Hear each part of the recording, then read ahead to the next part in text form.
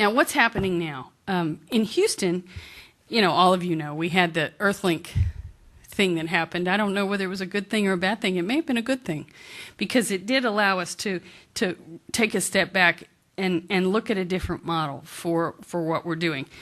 I serve now as a city council person. I had a chance to serve with Representative King, and I got a taste of serving in government. I retired from the school district and ran for city council, and part of what I was interested in was this issue. The mayor gets it. He thinks this is important. He's put together a committee that he calls Human Services and Technology Access, and that's where he has education, where he has all the capacity building in the community, and it's focused on youth and seniors, youngsters that don't have the resources maybe in their family to have a laptop, and seniors that may have been passed by. You know, if you look at the statistics about who's online, older folks are not. You know, you have sort of a band in the middle, but if you got youngsters without resources or you have seniors that have been passed by, you don't.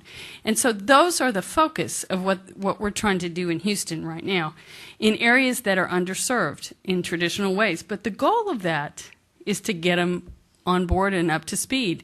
And part of the competitive environment that Representative King was talking about, at least that's my perspective on it. The other thing that's happening in Houston is that all these bubbles that the newspaper article was talking about this week, there are just tons of places where things overlap and hook, and you can build capacity.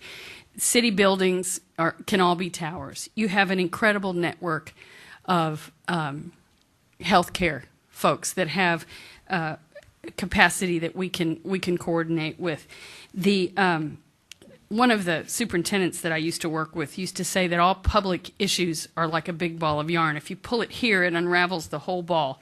If you want to talk about municipal Wi-Fi or you want to talk about digital inclusion and you yank that string, the whole ball of yarn comes undone, whether you're talking about education and college access, whether you're talking about crime and police having a radio that's actually an IP device.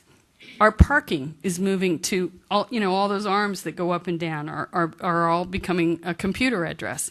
So everything that's happening is, moving so quickly that we have got to not leave a whole chunk of our community behind. Otherwise, it will take maybe another generation, maybe two, before these folks are going to be, already behind with a technology that isn't current.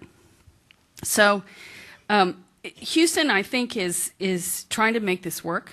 We feel very strongly that we need to do better than 26th or whatever we end up being. Harris County is the third largest county in the country, and we should be the most connected. We should have the ability to get all of our citizens online and move folks past that initial beginning that is kind of a hump that you need to get over.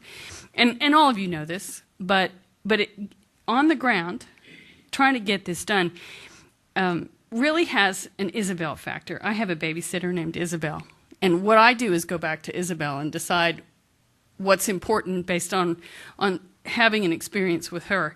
I remember one day I came home and I have an 11-year-old. I think this was while Rick was gone, so he was about 7. And I walked in and there was an iron skillet going, and there was one of those nasty 99-cent Totino's pizzas bubbling in butter on the stovetop with a mismatched lid, and I yanked it up, and I was just horrified, and I said, Isabel? She came running downstairs, what? And I said, what, the kid spoiled rotten, we're sauteing his pizza in butter? And she looked at me a minute, and she said, Melissa, you've always had an oven. And I went, okay, got it. I got it. And some people don't have an oven, but they're smart, they're capable, they figure out how to manage, and they just need a little help. And that's really what I see having some of these kinds of activities. We're not going to need them forever. We're going to need them for a little while to get people over that hump. So that's where I am about this, and I don't have a PowerPoint about it, but I was glad to see in the program for this today, folks were talking about the values that are involved with this. In my view, I think this has to be at least a little value driven, as well as looking at a competitive market and trying to, do all the things that we do to be successful. There's a value piece to this, but I also think it's a smart piece. It's economic development as well as something that I think helps folks.